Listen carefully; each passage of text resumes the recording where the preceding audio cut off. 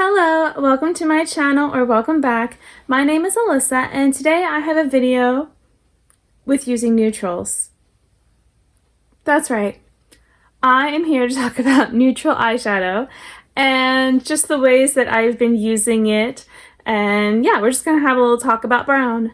So if you want to hear more about my thoughts on brown, which might be different than your thoughts on brown, then please keep watching. So yeah, you might be a little surprised because normally I'm kind of trash talking brown eyeshadow on my channel a bit. You don't really see me wearing it a lot.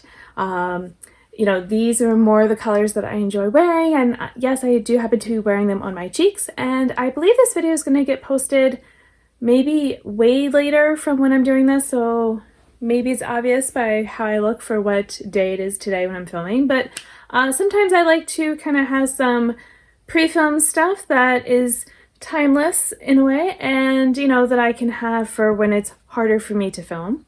So I was, though, at this point in time, wanting to focus a bit on some of my neutral eyeshadows because I realized I have a whole bunch of browns and neutral shimmers and grays and things like that that don't get a lot of use, and I think they are good quality, but I haven't really done too much with them, so, you know, what's something I could do?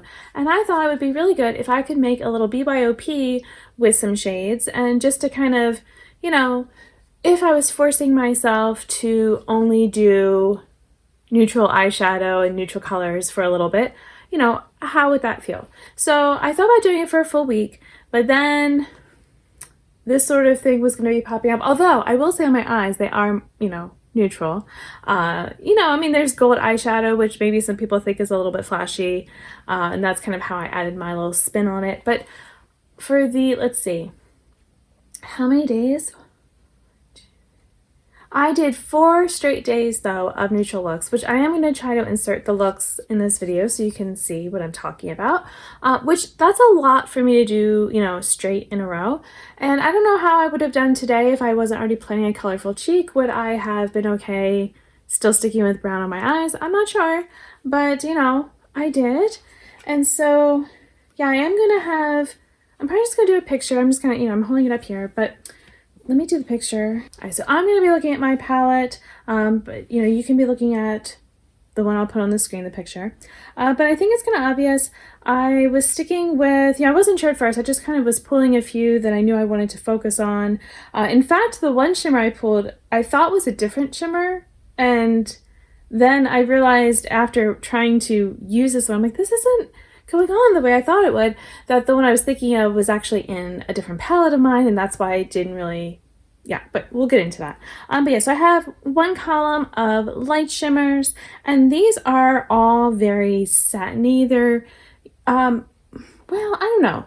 They're more glowy, I guess I'll say. They're not necessarily just a satin in the sense of like more of a dull shine. They are shiny, but, or maybe I'd say metallic, I guess, but yeah, there's just something more, you know, they're not sparkles in it, not glittery types of eyeshadows. And so they might be good for an inner corner, although I don't know, I used them that way some, but I realized I preferred it more on the brow bone, and just to kind of give a little pop of brightness that way, that kind of helped me feel better about like the neutral looks. It was sort of like good. But yeah, they're maybe not my favorite. I actually might prefer then the more medium shimmers that I used on my other column at the end. And so what's funny about the middle shade is that was actually a different one. And I realized when I was using this one, and then when I was looking for, because I thought this was this one really coppery shade that I have.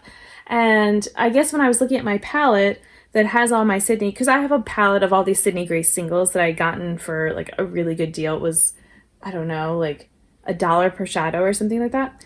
And there's this one really coppery shade that stands out every time because it's so bright. And so when I'm looking at my palette, this was the one that seemed more to stand out in a coppery way, but it's not. It's more of a pinky kind of shimmer. And so I was confused when I used it about why it was a pinky shimmer, but it's because I'd already pulled out the copper shimmer and had it in a different palette, and I just forgot I had done that. And so, yeah. So anyway, when I was like realizing that, you know, I'd used this and I'm like, this is not coppery. So I went to look and find, and then I'm like, wait, this shade seems very similar to this shade. Lo and behold, they are basically the same. This one that I have right now that you're seeing is the lighter version. The other one was just slightly darker, and I figure if I have two that are pretty much the same from the same brand, I got them at the same time and the same palette, you know, all that, then I'd rather just have the slightly lighter one. Like when I had them, I did like a side by side my eyes, and I definitely preferred the lighter one. And then, you know, the darker shimmer, I'm still, you know, as you know, I still have this palette intact, so I am still going to be using it more. I was using it some on the lower lash line, and I did like that. But what I was also noticing was when I was using my color corrector under my eyes, which I only do sometimes, I noticed that it was, because what I was finding by using neutrals on my lower lash line, sometimes it would travel, or just kind of felt like I would have like this kind of shadow left behind. So I was using my color corrector to help brighten, but then by the end of the day, I think it's just too emollient for me. And so the shadows just kind of travel down with it. So not awesome.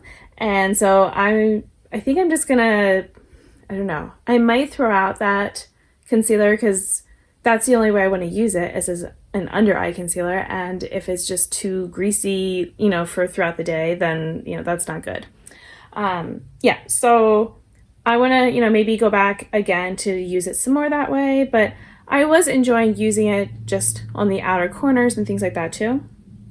And then for all the matte shadows, I really like the dark brown I have. It works well on my eyebrows. It works well as a liner. The one next to it is also still on the darker side. Like obviously it's not quite as dark, but it still comes off dark enough that it's good for deepening up, but without being, you know, maybe so intense if I don't want that. And, you know, what's funny is like the top third shade that looks so gray, but it ends up being, it was a really good, that was the first look I did. I did it all over the lid, and it was so pretty. And I'm like, oh. And then I don't think I ended up doing any other sparkles or any shimmer on the eyelid at all. And then later, there were other, so I guess this is also something I learned about myself, is that when I was doing these different mattes, I would just kind of do one all over and just really blend it out. I might deepen up the crease a little bit or something, but in general, just the one shade all over was really pretty, and they just went on so nice. Like I love the formula. I think I prefer a neutral look without a shimmer lid, unless it's gonna be really sparkly. Okay, so that's kind of, you know, where I think I'm at. And it's also like right now I'm using more of this like warmer brown, but if I'm using one of these more cool toned types of shades all over, then, you know, or just more neutral, I don't want a shimmer. It almost seems to take away that, like, there's just something that's kind of like nice, and I don't want to say youthful because it's not that. I don't need to look youthful, like that's not, you know, but it's just like awake or something. Just, I don't know, there's something about it just really does sort of like a nice effect, I felt like.